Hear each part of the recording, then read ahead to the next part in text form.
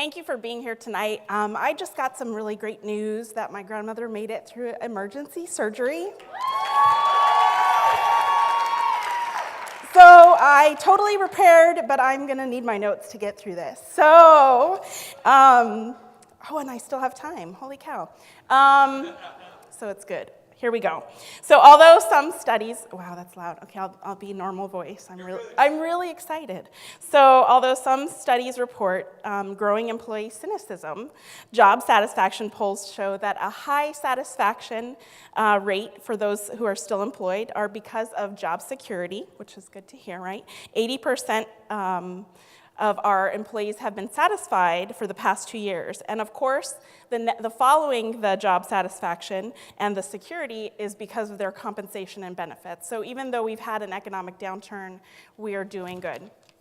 So what is an engaged employee? An engaged employee is someone who is fully involved in and enthusiastic about their work. They will act in a way that furthers their organization interests, and the organizations, of course, must be highly performing and provide credible leadership. So we have, from a study of professional firms from the Hay Group, found that offices with engaged employees, 43% more were 43% more productive. Recent research has shown that developing a better understanding about variables such as the quality of work relationships and, of course, the values of organizational interaction and their link to important work outcomes. We all know this. Of course, 84% of highly engaged employees believe they can positively impact the quality of your organization's product or services to students, compared with only 31% of disengaged people. So I tell you about this because employee engagement is about culture. So from the perspective of the employee, outcomes range from strong commitment to isolation from oneself in an organization.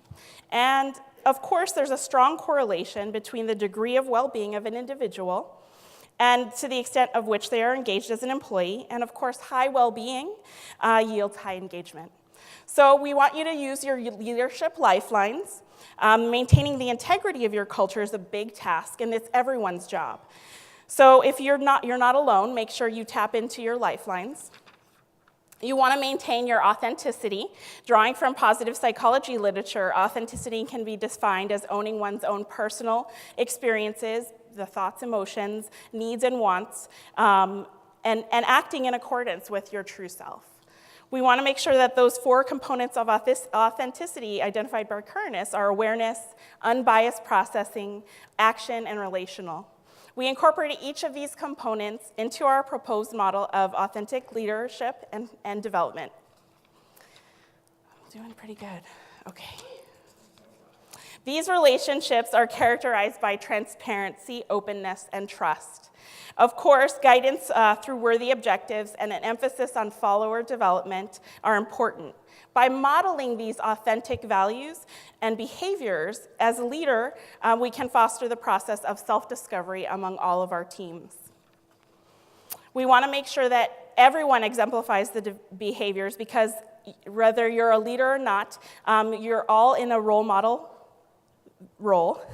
And the same sense, of course, is you engaging in your culture, then your employees will follow that. So leaders are often, authentic leaders work on character, they walk the walk and talk the talk and are aligned with those core values. And one of those core values, of course, is open communication. You want to make sure that appropriate use of both upward and downward communication is happening. You want to remain positive when you can when engaging in communication, but widen the circle of who's informed and involve people who aren't usually involved. And this is because we know that communication can be miscued, and so one person may be doing one thing and another a different thing, even though they got the same message. And typically, low engagement is attributed by leaders to poor performance, but really, it could be due to poor communication. You want to make sure that the organizational model on the screen illuminates the culture from the standpoint of an observer, described by those 3 cognitive levels. We want to make sure that as a leader, or even within the organization, that it takes courage and personal resolve to have those difficult conversations. I was really excited to see Terry Bump's slide because I was like, I have that slide, I'm awesome. And so really these 3 levels are artifacts at the top, which everybody sees. The next level is the values, which are under the surface, and some of us know. But really, this 3rd level is the unwritten rules that you in the organization. And that intangible, unwritten rules are really what organizational change agents.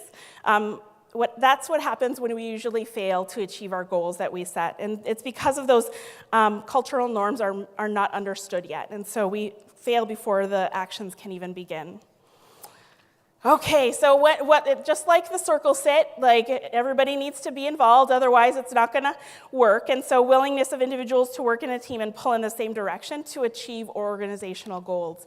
And when it happens, organizational culture will ensure that you are moving in the right direction. And culture will, someone earlier said, like, throw them out, but it will ensure that the people who are coming into your organizations have the organizational fit. And so make sure you're measuring and managing the information and not the wrong information. So incomplete set of engagement drivers are pretty much mostly to blame when you're looking at assumptions. And so I know that it is a strength of our communities that allow us to truly be high-performing teams. The safety and trust that we feel with one another has freed us to focus on the efforts of our mission. And one reason that we squander almost no energy on internal politics is because we're in this together, including one another and in the struggle, if it is a struggle, but making sure that transformation of an organization takes a village. And so none of us can truly do it alone. Thank you so much for your time. Oh, I do have this thing. I sat there, and here, I saw this, and it really was helpful for me, so I'd like to cash this in, whoever left it. Thank you for your time.